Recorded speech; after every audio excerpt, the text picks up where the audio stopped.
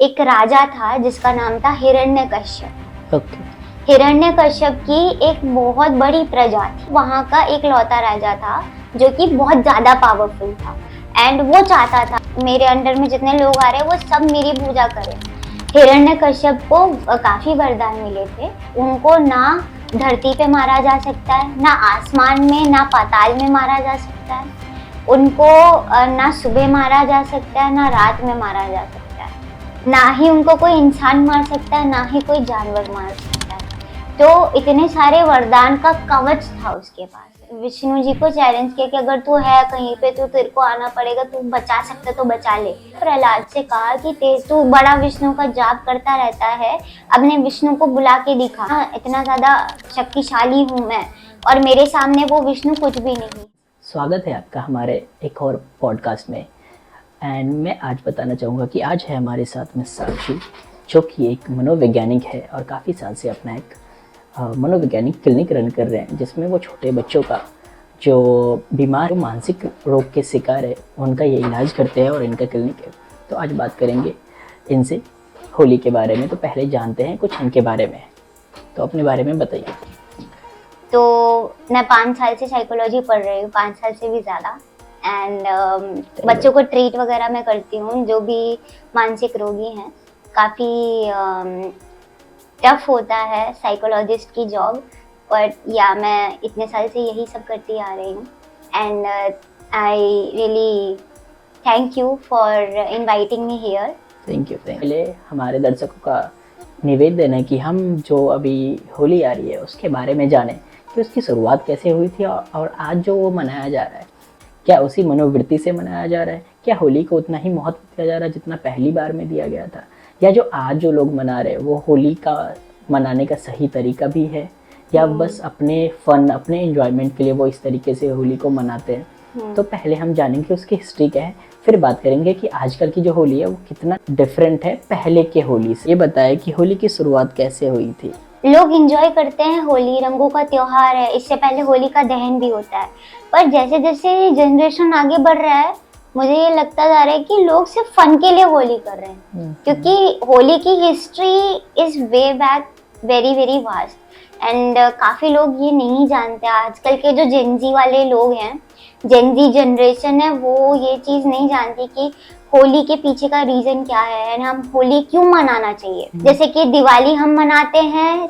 इसीलिए ताकि राम जी आए थे और उनके स्वागत में लोगों ने दीप जलाए थे और इसलिए दीपावली बनाई जाती है।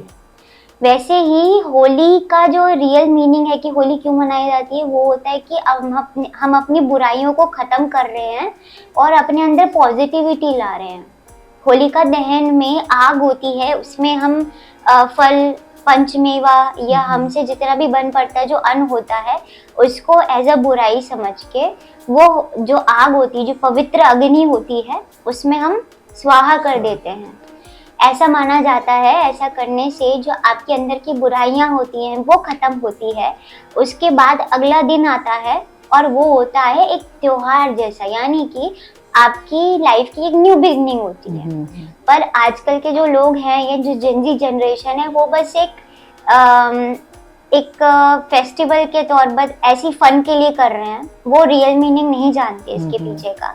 तो यही आज डिस्कस करेंगे कि होली के पीछे का एक्चुअल में रीजन क्या है। एक राजा था जिसका नाम था हिरण्यकश्यप। ओके। हिरण्यकश्यप की एक बहुत बड़ी प्रजा थी और वो वहाँ का एक लौता राजा था जो कि बहुत ज्यादा पावरफुल था, बहुत ज्यादा शक्तिशाली था। एंड वो चाहता था कि जितने भी प्रजाएं हैं, जितने भी लोग हैं मेरे अंडर में, जितने लोग आ रहे हैं वो सब मेरी पूजा करें। ये चीज चलती रही एंड जो हिरण्यकश्यप था उसका एक पुत्र हुआ, एक बेटा हुआ जिसका नाम था प्रहलाद। प्रहलाद, ओके। आपने तो सुना होगा प्रहलाद का नाम, हिरण्यकश्यप। तो प्रहलाद जब हुआ तो वो विष्णु भक्त था, विष्णु जी का भक्त था बहुत बड़ा। अच्छा। एंड वो नाम जप किया करता था विष्णु जी का। वो जब भी जहाँ पे भी जाता था सुमरन किया करता था हमेशा, हरे विष्णु विष्णु, ऐसा जैसे लोग करते रहते हैं ना, वैसे ही वो हमेशा नाम जप किया करता था। कुछ भी कर रहा है, नाम जप कर रहा है। हिरण्यकश्यप एक इविल इंटेंशंस का राजा राक्षस था। राज्य का था वो। हाँ, राक्षस उसकी प्रवृत्ति थी, राक्षस की प्रवृत्ति थी। और वो चाहता था कि जो उसका पुत्र है, क्योंकि वो उसका पुत्र है, वो उसकी रिस्पेक्ट करे, उसी को पूजे, उसी को भगवान वो माने। चाहता था कि ये मेरी पूजा करे, मेरी पूजा, मेरा ही पुत्र है। तो प्रहलाद जो था वो बहुत ही प्यारा बेटा था। वो उसके पापा को, उसके जो पिताश्री थे, उनको बहुत ज्यादा रिस्पेक्ट करता था। पर वो ये कहता था कि आप भगवान तुल्य हैं, आप मेरे लिए सब कुछ हैं, पर विष्णु जी जो मेरे लिए हैं वो भी मेरे लिए एक अलग स्थान ग्रहण करते हैं, सबसे मेरे ऊपर दिल है में, मेरे लिए। सबसे ऊपर हैं। पर ऐसा नहीं है कि मैं आपको कम प्यार करता हूँ, आप भी पूजनीय है मेरे लिए, पर विष्णु जी भी पूजनीय है। काफी टाइम बीता, काफी वक्त बीता, हिरण्यकश्यप को ये बिल्कुल भी सहन नहीं हो रहा था कि ये बिल्कुल भी मान नहीं रहा है, तो अब मैं इसको मार दूंगा, ये मेरा पुत्र नहीं हो सकता, अब मैं इसे मार दूंगा। अब उसने षड्यंत्र करने चालू कर दिए, षड्यंत्र किए। तो उसने अलग अलग प्रकार से प्रहलाद को मारना चाहा, जिसमें से ये था कि बहुत सारे सांपों के बीच में प्रहलाद को छोड़ दिया ताकि सांप वैसे मर जाए, नहीं मरा।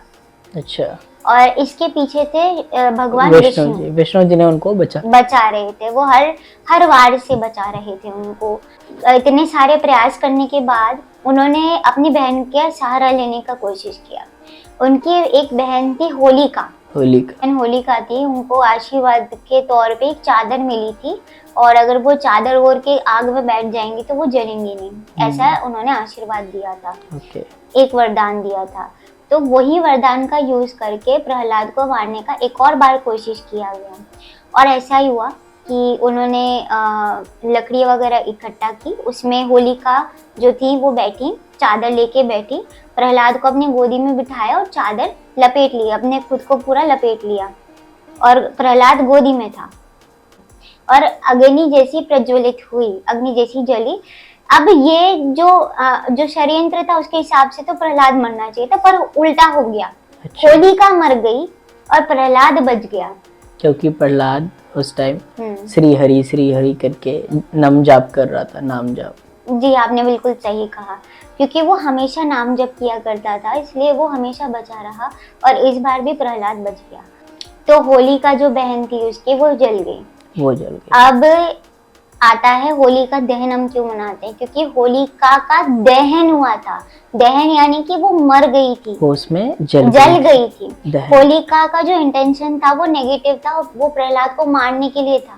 तो अग्नि बहुत ज्यादा पवित्र मानी जाती है, जिसमें जितनी भी बुरी चीजें हैं वो जल के भस्म हो जाती है। और क्योंकि अग्नि को इसलिए ही पवित्र मानते हैं क्योंकि जो भी भस्म होती है नेगेटिव चीजें, तो वो पॉजिटिविटी हमें देता है, आग हमें पॉजिटिविटी देता है। तो जो होलिका हम मनाते हैं वो हमेशा बुरे चीजों का चिता होता है, वो जी, बुरी चीजों को हम उस दिन जला देते हैं, उनका अंतिम संस्कार कर देते हैं, जैसे कि होलिका का हुआ था उस दिन।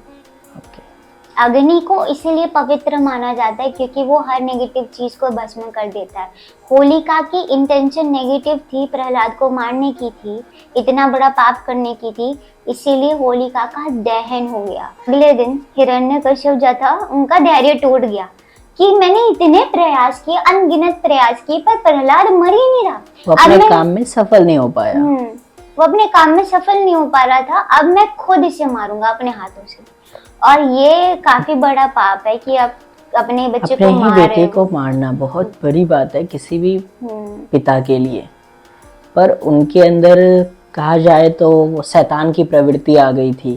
हिरण्यकश्यप को काफी वरदान मिले थे, उसमें से एक वरदान था कि उनको ना धरती पे मारा जा सकता है, ना आसमान में, ना पाताल में मारा जा सकता है, उनको ना सुबह मारा जा सकता है, ना रात में मारा जा सकता है, ना ही उनको कोई इंसान मार सकता है, ना ही कोई जानवर मार सकता है।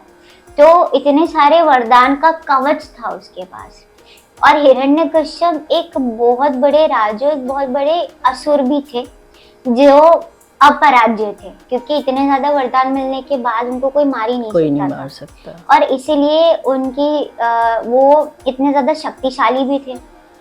अब क्या हुआ कि जो हिरण्यकश्यप थे वो प्रहलाद को मारने के लिए आगे बढ़े और उन्होंने जो श्री विष्णु जी हैं उनको चैलेंज कर दिया कि आप अगर यहाँ पर हो और अगर आप अपने इस भक्त को बचा सकते हो तो आपको मुझसे लड़ना पड़ेगा, आपको आना पड़ेगा। कि पहले तो उन्होंने विष्णु जी को चैलेंज किया कि अगर तू है कहीं पे तो तेरे को आना पड़ेगा, तू बचा सकता तो बचा ले। फिर वो प्रहलाद को मारने के लिए आगे बढ़ा, प्रहलाद से कहा कि तू बड़ा विष्णु का जाप करता रहता है, अपने विष्णु को बुला के दिखा, मैं भी देखूं कि वो कितना शक्तिशाली है। मेरे पास इतने वरदान है, मुझे इतने वरदान मिले हैं, मैं भी देखूं कि कौन सा कवच उसे भेज सकता है, मैं भी देखूं कि कौन सी शक्ति उसे भेज सकती है। इतना ज्यादा शक्तिशाली हूँ मैं और मेरे सामने वो विष्णु कुछ भी नहीं। कि तेरा विष्णु है कहाँ, मुझे दिखा तो सही, तू इतनी बार बच गया, वो दिख ही नहीं रहा मेरे को। कहाँ है, हवा में है, कहाँ आसमान में है, पाताल में है, धरती पे है, कहाँ है तेरा विष्णु? क्या वो इस स्तंभ में है? मैं इस स्तंभ को ही तोड़ दूंगा। और हिरण्यकश्यप वो स्तंभ को तोड़ने लगे।